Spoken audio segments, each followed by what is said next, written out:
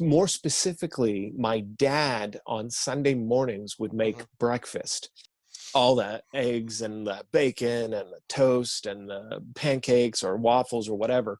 And he would always have the oldies radio station playing this Sunday morning breakfast thing. I do that now. I have a little speaker in my kitchen where I hook my phone up. I'm not listening to oldies radio but I got my phone Bluetoothing to a little speaker, but I'm playing older songs, my like the BeeGees and things like that. So I'm like kind of not purposefully, but I'm imparting that to my kids as well. That Sunday morning thing.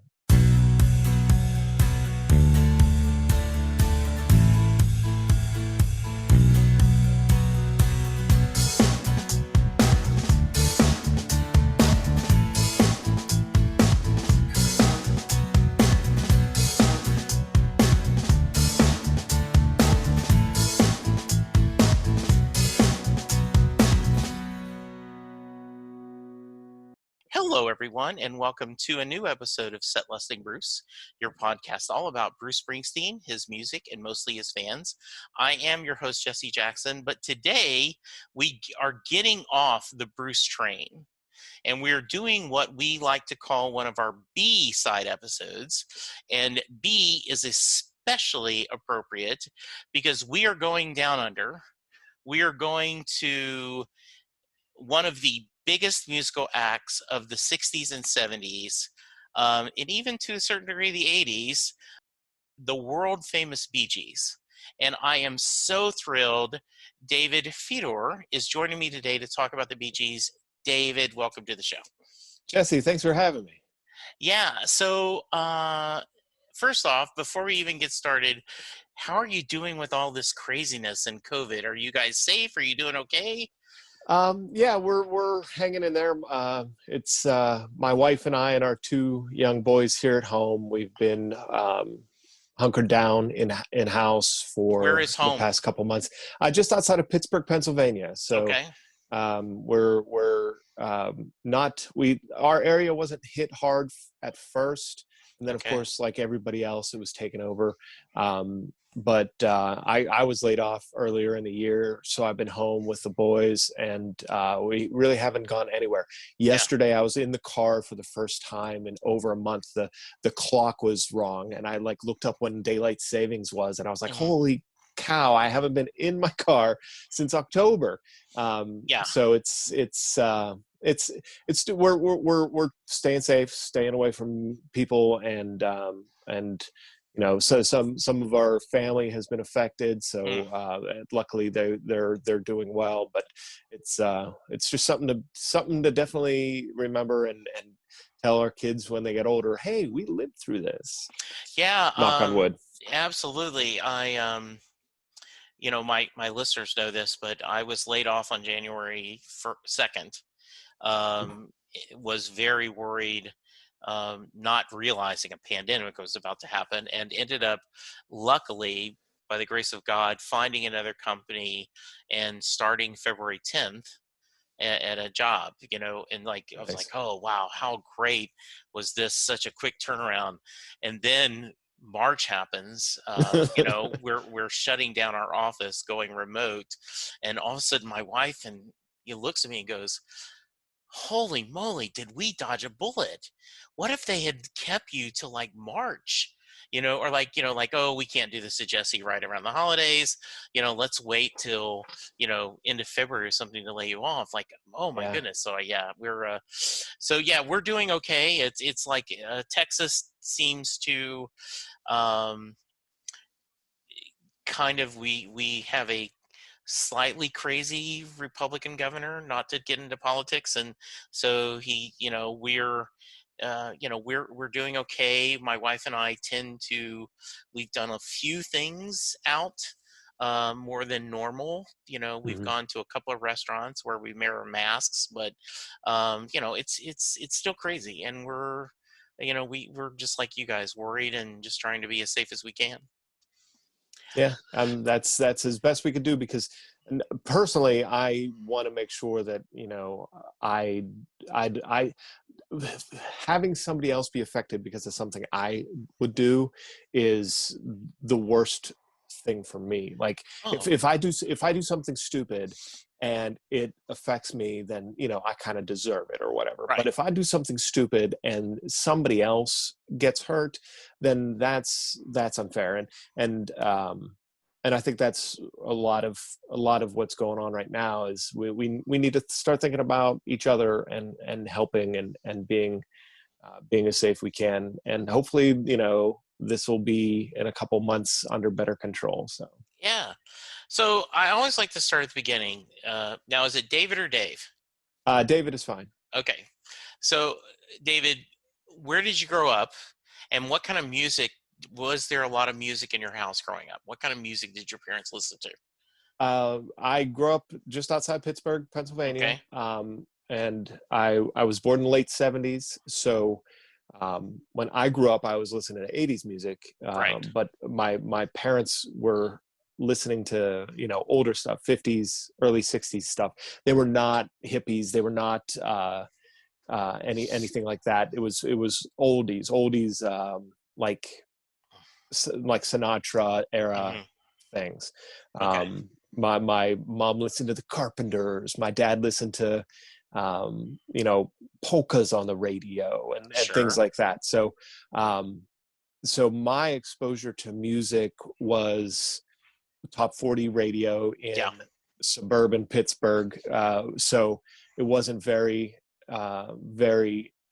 eclectic. Right. One of my earliest favorite bands was Milli Vanilli, Okay. and I loved Milli Vanilli.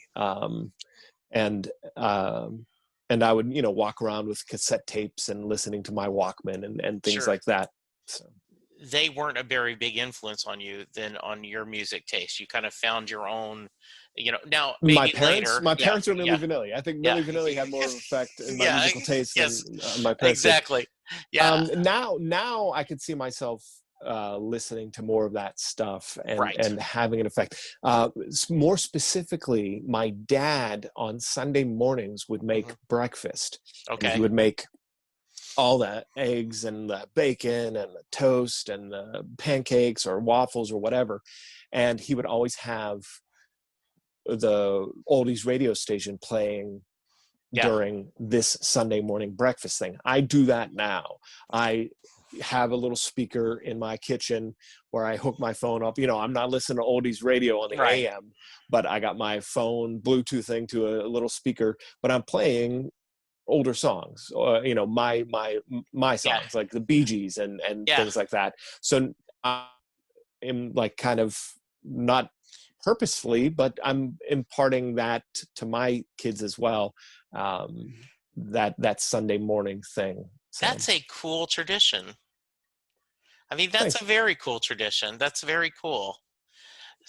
I love that.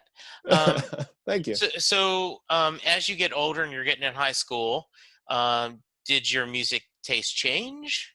But like yeah, I mean, I went through the typical suburban white kid Sure. I had my Beatles phase. I had my uh you know grunge phase Hmm. briefly, because like I can remember dancing in my bedroom to Runaway Train, Sure. by whoever that was, I forget at the moment. Um so um but like none of that ever spoke to me. Okay. None of that. Like the Beatles was probably the closest that I had, like a whoa, this is Hmm. this. And that's more because probably marketing more than anything. Sure. You're supposed to fall in love with the Beatles when you're a teenager. Yeah. So, Did you uh, look it up? Who's Runaway Train? no, I did not look it up. I should Oh, have. okay. Yeah. Um, so I asked this when I have Bruce fans on. So tell me how you discovered the Bee Gees, and if you can, articulate what about them spoke to you. Uh, so this is one of the stories I tell a lot. This is one of those I love aha it. moments. Great. This is like not a lot of people could pinpoint a point in their life that changes the course of their life, like hearing the Bee Gees for the first time did to me. Now, of course, I knew who the Bee Gees were, and I heard the Bee Gees. I don't know or remember the first time I heard a Bee Gees song, but I could tell you the first time that I heard the Bee Gees, capital H. Of course, Staying Alive, Jive Talkin', You Should Be Dancing, all their disco hits are so ingrained in pop culture that I heard those, probably watching Airplane Sure. before, and of course Saturday Night Fever and stuff like that. So that's not what I'm talking about. I'm talking about the Wednesday afternoon in October of 1993 when I was in my mother's 1991 Oldsmobile Cutlass Sierra being picked up from high school, and the song came on the radio that just instantly grabbed my ear and demanded attention. That moment I specifically remember. I was not supposed to be in the car. My mom didn't pick us up from school, but I had a football game that night. It was a special under the lights football game that I had to travel away to. So my mom had to pick me up because I didn't have time to come home on the school bus and eat dinner and get my football stuff and go back to school. So I shouldn't have been in this car. It was one of those cosmic coincidences. I should not have been listening to B94, the radio station, the top 40 radio station at the time. But I heard this music and this voice, these vocals that were crazy. And I lean up and I'm talking to my mom my sister up there talking to each other. And I was like, hey, can you guys keep it down a little bit? I want to hear this song. And they're like, shut up, sit down, blah, blah, blah.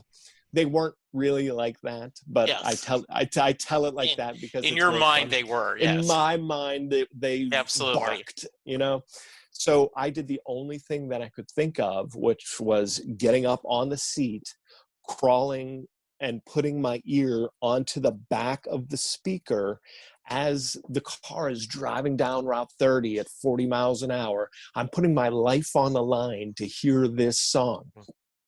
So I had to, of course, I didn't know who it was. I didn't know the name of the song. I didn't know who sang it. So I had to glue myself to that channel for the next week until I heard that song again. And when I finally did and found out it was the Bee Gees, it was a mind blow to the point where I was like, those disco guys, they still make music in 1993?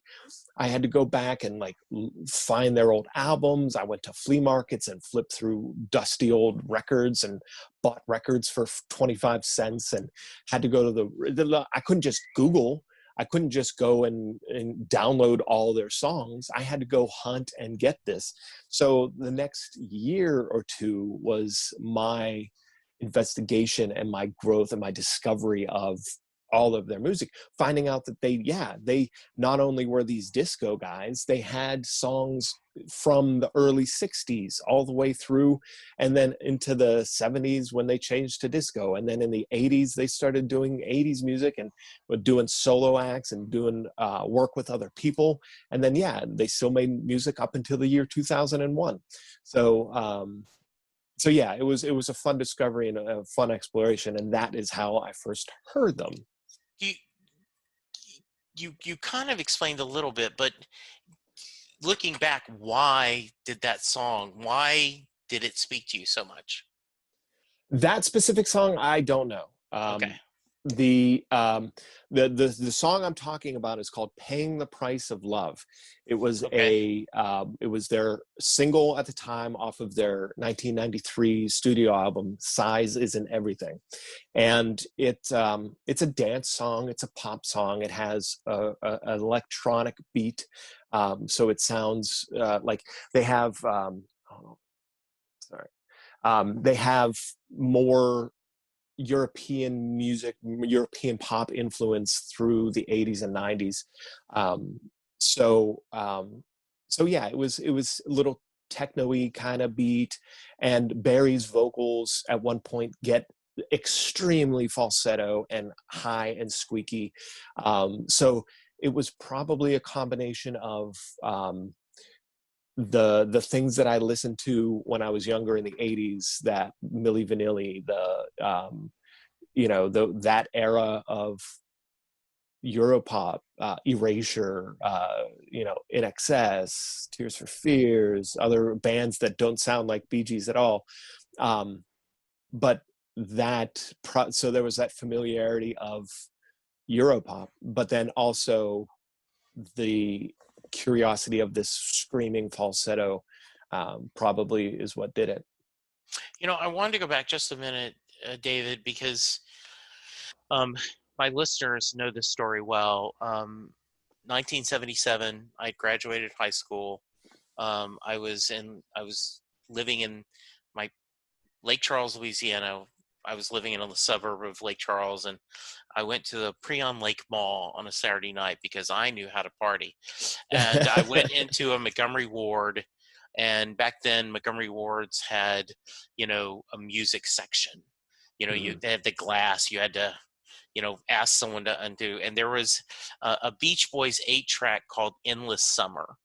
And I'm like, oh, that looks interesting. And I picked it up and I put the 8-track into my car, and I had never heard harmonies, because I was an AM top 40 kid, right? I'm like, the 70s, I was listening to all this music, and I had never heard anything like the Beach Boys. Yeah. And I just became, I became obsessed.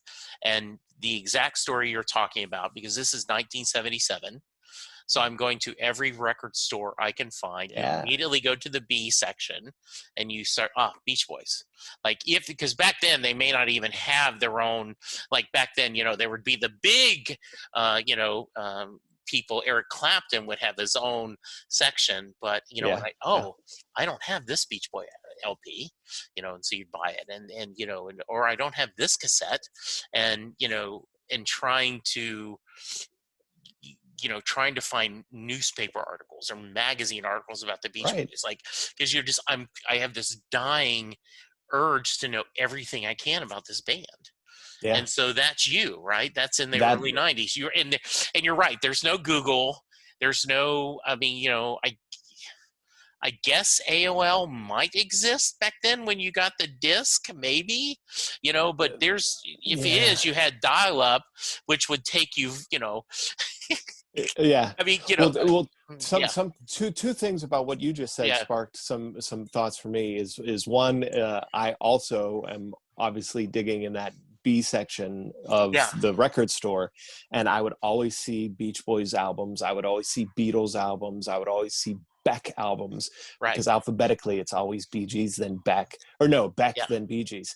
So I can't even tell you how many times I've gone into a record store and taken the BeeGees CDs and flipped them and put them in front of Beck CDs, just so that BeeGees could be front and center. I even did a story on my Instagram stories. I was in a record store just a couple months ago doing it. So that is awesome. You gotta help them out. Yeah. You gotta help the brothers out somehow. So the other thing too is you mentioned the Beach Boys harmony.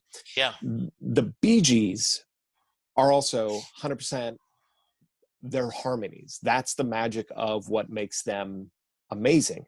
Yes. And similarly to the Beach Boys, they're brothers. Yes. So there's something about the vocals of their harmonies together is what makes them special and great. So I think that would probably be another thing that instantly drew me, because there's BG songs that you can't tell unless you're listening if it's Barry singing by himself, if it's Barry with Morris behind him, or Barry with Robin behind him, or the two of them together, or Barry sometimes sings with a Barry track and he doubles up his tracks. And then, it's like there's so much complexity to how their songs are constructed.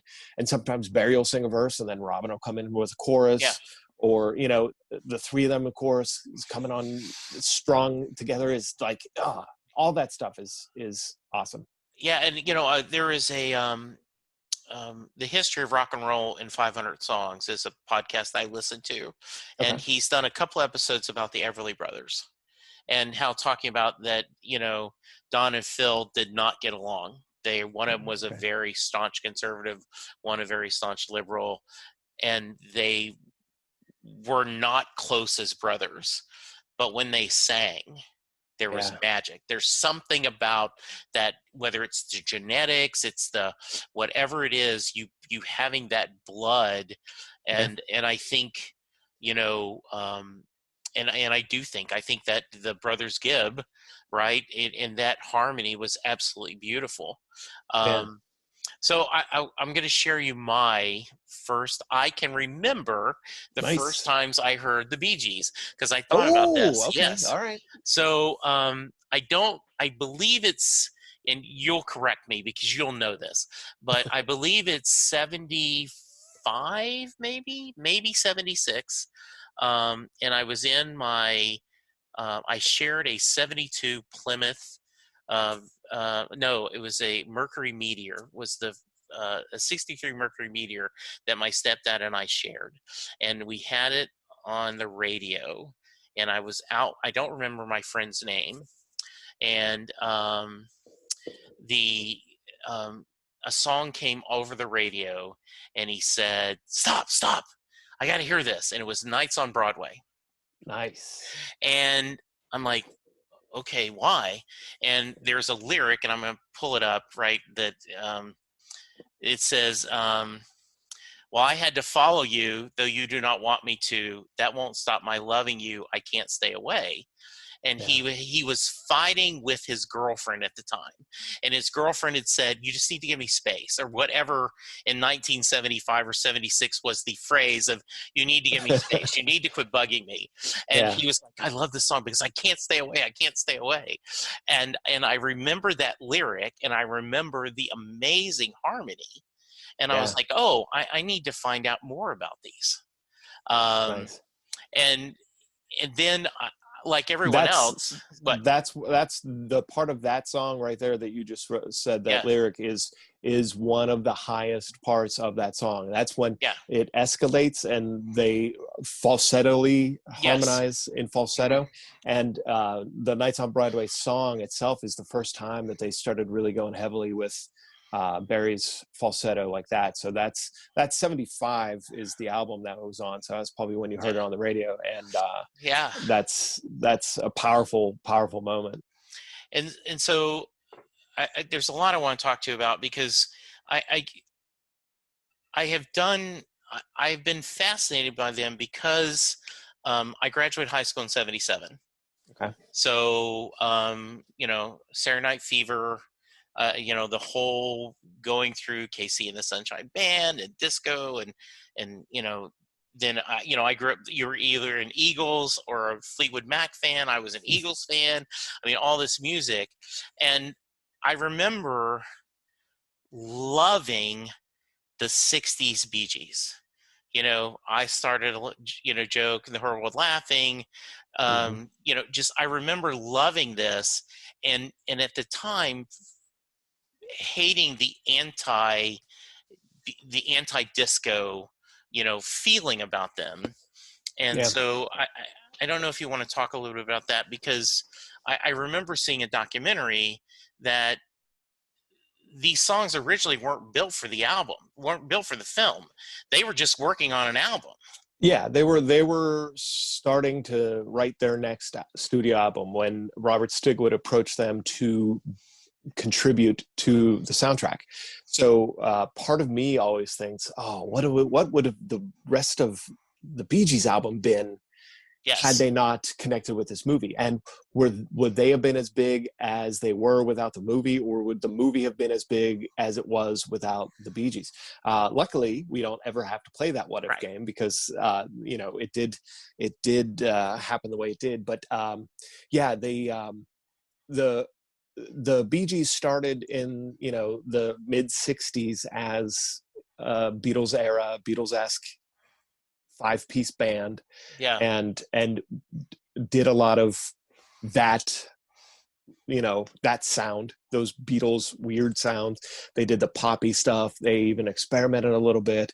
They into the early '70s were primarily like a ballad band, and Yes, absolutely. Robin was the lead singer. And then in the mid '70s they started like striking out a little bit on some of their hits and started getting kind of a blander sound, and didn't really have an identity. They were trying a little bit of experimental things. They were trying to be kind of rock. They were trying to be a little country, but they were looking for their next sound. And that's when they were good friends with Eric Clapton. And he said, go to Miami, record where I record. You'll get, some great, some great, influence, and it'll help you discover. So that's when they started going more towards R&B stuff, and that's when they started going more towards that genre. And they did an album called Mr. Natural, and that was 1974, which had some 70s like rock stuff and then some R&B influence, and that has some really cool hidden gems on it, because their next album in 75 was the one that blew up. It was called Main Course. It had Jive Talkin', it had Nights on Broadway, it had Edge of the Universe, it had Baby As You Turn Away, it had all of those huge, and that's like probably their best studio album. They did Children of the World in 1976 that had You Should Be Dancing, and that's when they fully embraced all their disco stuff. And then they started working on Saturday Night Fever for 1977. So that was Staying Alive, that was Night Fever, that was How Deep Is Your Love, that was those huge disco hits, those iconic songs. And yeah, those songs were ended up scooped up and put on this four-sided album that kind of just went crazy. Yeah, I mean, if I remember the documentary right, they were having to go to other record companies to have them, they were paying them to print the albums because they couldn't keep up with demand. Yeah, it was the one of the reasons why the disco bubble burst was because it was so ridiculously popular that it was total domination of the charts and things like that. Yeah. Only for the second time in history did the BeeGees have 5 songs in the top 10 on the Billboard Hot 100 at the same time. And the only other people to do that were the Beatles. So you could think of how crazy and how huge Beatlemania was. Disco and the BeeGees were on that same footing as the Beatles, except the Beatles didn't have a huge backlash like disco suffered, and the BeeGees got folded into that, and they suffered through the 80s a little bit. Yeah, and unjustly, I think. I also, you might know this story better than I do. It was either More Than a Woman or How Deep Is Our Love, right? Was the film director was working on the film and like, do you have another song? I need something here. And they sent either one or the other. I saw this in a documentary, and that's how that song, they got the sequence of that because they had that ballad for them. Probably. Yeah. That sounds like probably How Deep Is Your Love. Yeah. But I'm not 100% sure on that. What I am 100% sure of, and this is something I discovered like recently, like within this past year or two, the song Staying Alive, as they were working on it, had a slow middle part in an early demo that was taken out. So they were working on these songs, and they sent what they had, and they wanted Staying Alive to be the big dance number. They wanted Staying Alive to be the big thing. John Travolta was like, no, I want to dance to You Should Be Dancing. But the song that the two of them dance together to is Staying Alive, right? So the director wanted this moment where Tony, the lead, and the female lead dance together and fall in love, and you see it. So they're taking this driving Staying Alive disco song and then all of a sudden screech into a halt, and it becomes like a love song, and then it goes back to being Staying Alive. And the Barry specifically has told the story of where he fought against having this bridge with all of his might. He was like, no way does this dance number need to be interrupted by this slow song, this slow section. And it just kills all of the dance momentum, and then it never catches back and it falls apart. So if you listen to Staying Alive now as it is, it's, 4 minutes or whatever, 3 minutes and change of just escalation and repetitive Right. build. So I heard this demo and it blew my mind. I was like, how could I have been a BeeGees fan for 30 years and not know? But like, not too many people knew at all about this song.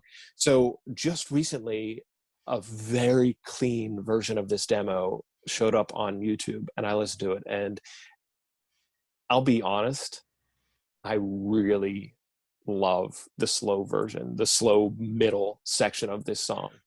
It completely changes the complexity of the song. It adds so much depth and heart, and so much, because I could tell you very confidently that Staying Alive is not even on my top 20 favorite BeeGees songs because of the overplayed stigma, absolutely. blah, blah, blah. Yeah. It's a great song, don't get me wrong. But this slow bridge to it, I was obsessed for 3 days just listening to that on a loop. So if people are that curious, go Google it. We'll have to find that. So a couple things there. One, I think that's why, and to bring it back, I got a couple of Bruce points. I think that's why I loved Bruce's, when he toured Australia a few tours ago, he opened every show with a different Australian band's song. That was Cool. that was his thing. And so, and when you hear the horns doing the Staying Alive, it is a totally different version of the song. Yeah. And it goes like, damn, this is a really cool song. Like the angst in it, and the drum, and I love the version of it him doing. And we exchanged videos, right? Because I said, hey, go ahead. I was going to say, that is, to me, one of the disservices of the BeeGees legacy, is that era is glossed over as high-pitched vocals, and it's all fun dance music, and that's about it. Specifically, the Saturday Night Fever songs were written about a very dark story, a very dark life of these kids who had to go to dance at these clubs in the 70s because that was their only escape from the ghetto of their world. And the songs are about survival. The songs are about like trying to not die in the streets. And if you do listen to the lyrics and get that message and know that background, it's a completely different song. I mean, the song is called Staying Alive, for crying out loud. It's not some, like, you hear ha ha ha ha and you think it's not serious, but you watch that movie too now, especially with 2020 goggles on it. That movie is dark.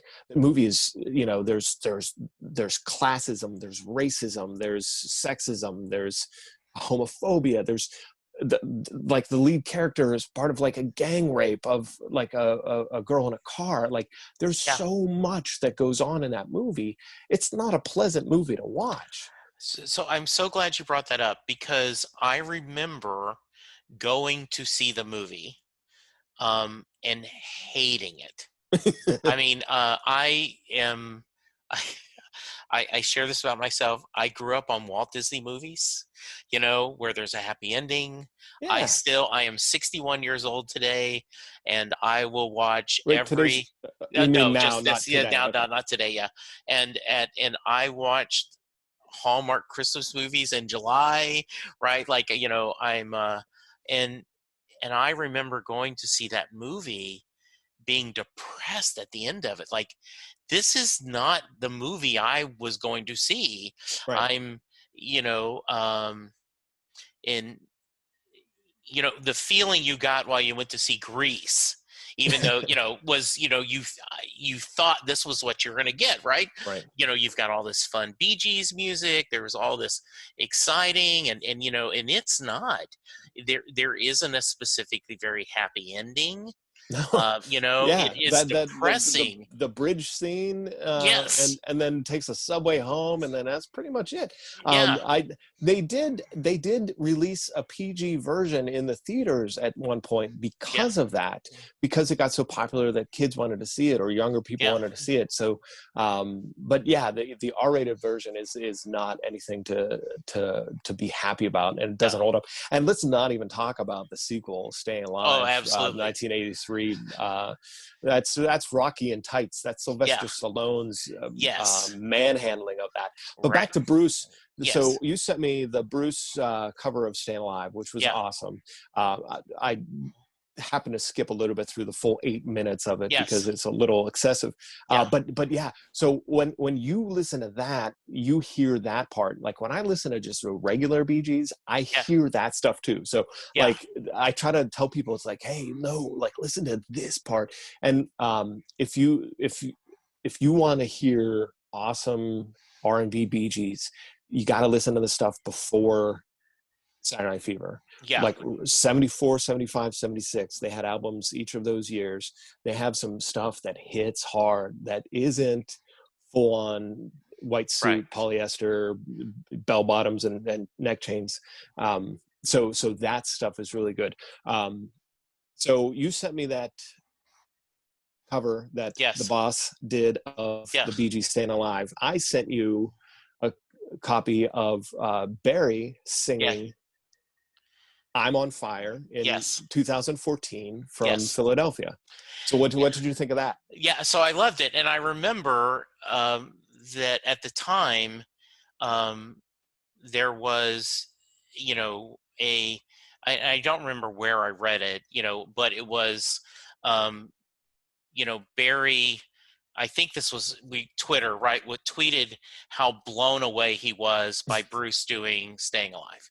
Yeah. He tweeted like he just was in shock. And then later, it was just when within a fairly recent time, he did "I'm on Fire" kind of as a, hey, thank you for covering my song, Bruce. Let me cover one of yours. Yeah, And so I loved it version. he did it as return the favor. He said, quote, I sort of want to return that compliment. Not easy to do, but I'll give it a shot. And then he Yes. sang I'm on Yeah. Fire. Now, I happened to be at that show in 2014 at Philadelphia, sitting third row center when he sang that song. How cool. Now, what did you think? I was really, really hoping that he would have sang a different song instead of a Bruce Springsteen song. No, I'm just kidding. No, So, no. I, I, I, I will tell you, you were speaking like a true BG fan, right? well, Because I will tell you, like, there are Springsteen fans that were like, why did he do a cover song? He has this massive catalog.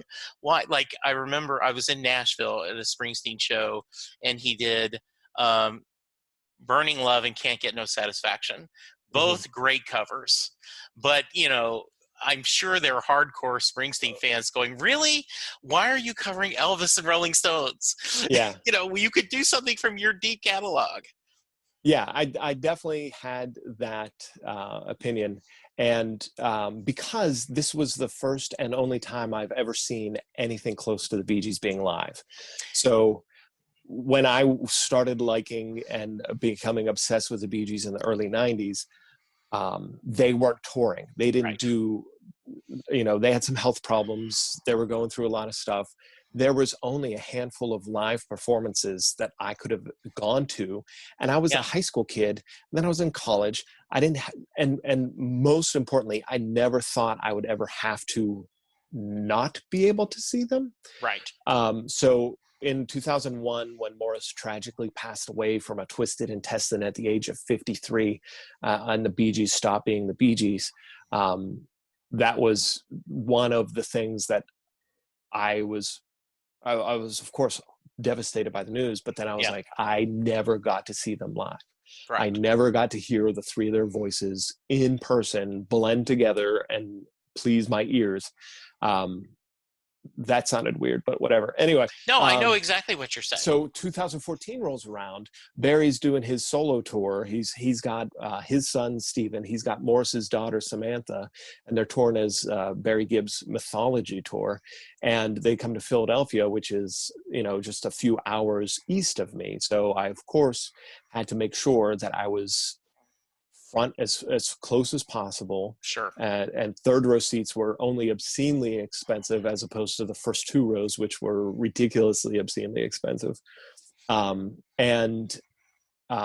of course stood there and waved until Barry pointed at me, and then I was like, yeah, this is the greatest moment of my life. Yeah, it was incredible. And of course then I'm thinking, there are X number of songs that he's going to perform tonight. There is 7 times that much that I would like to hear him sing. Yes. Why is he wasting one with a Springsteen song that I've never heard of before? That's funny. But here's the thing. Yeah. That is the only song that I taped in its entirety on my phone. Oh, why? I don't, because I was like, oh, this is something different. This is something that, and then I realized, 80 other people were holding their cell phones up around me taping it. So I never uploaded it or anything, but I was like, this is going to be worth something one day. So here's the rest of the story is, there is a better, there is an over 50% odds that if you go to a bar and you throw $5 into the tip jar and you ask a guy with a guitar, say, can you play Springsteen? More than 50% he will do I'm on Fire. Oh, no kidding. So to me, I was like, Barry, of all the Bruce songs to do, why I'm on Fire? You could have done Thunder Road. You could have done so many other songs. He does an absolutely beautiful version of it, but it is one of those that you, I'm going to think it's similar to you, right? Like if you went to, and I don't know if a band would do BeeGees, but let's say, went to a DJ, hey, can you play something BeeGees? And you'd roll your eyes. Why are they playing something for Saturday Night Fever? Yeah. Please. I would have to specifically request them to play anything else besides Saturday Night Fever disco stuff. Yeah. But then what's the point? Nobody would want to hear that when I was, so I could embrace the celebration of the disco stuff. I don't get mad. I feel like, so many other songs would be better at this point. Yeah. But hearing that is better than nothing. All right, my discussion with David continues tomorrow.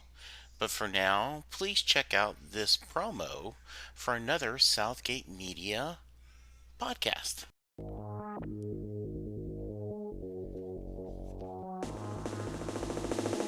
Wendell Vaughn, the first Earthman ever appointed Protector of the Universe.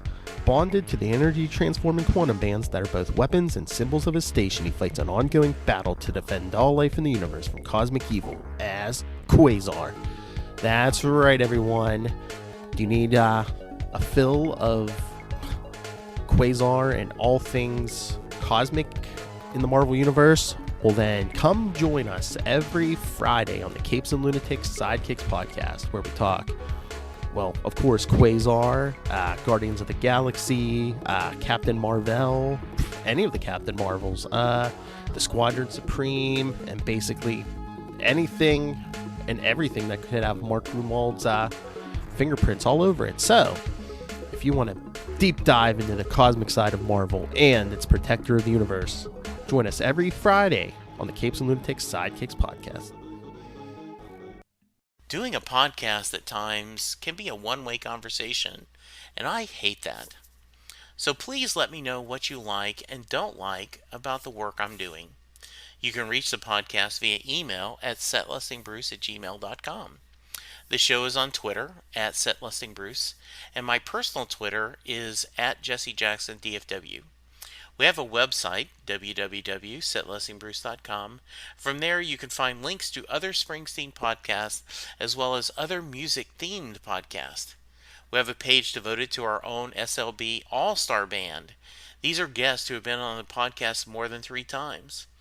There is a link to our store where you can purchase Set Listing Bruce shirts, as well as a Mary Question t-shirt. There is a link to our Patreon page where you can sign up to help support the podcast financially.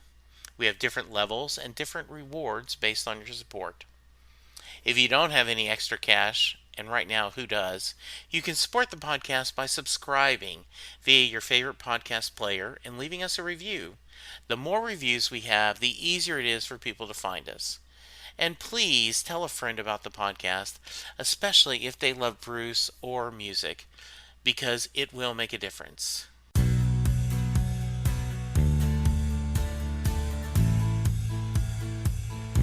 You just heard the fun talking, hard rocking, music loving, album ranking, fan thinking, joy spreading, lyric reading, story sharing podcast that is the one, the only Set Listing Bruce.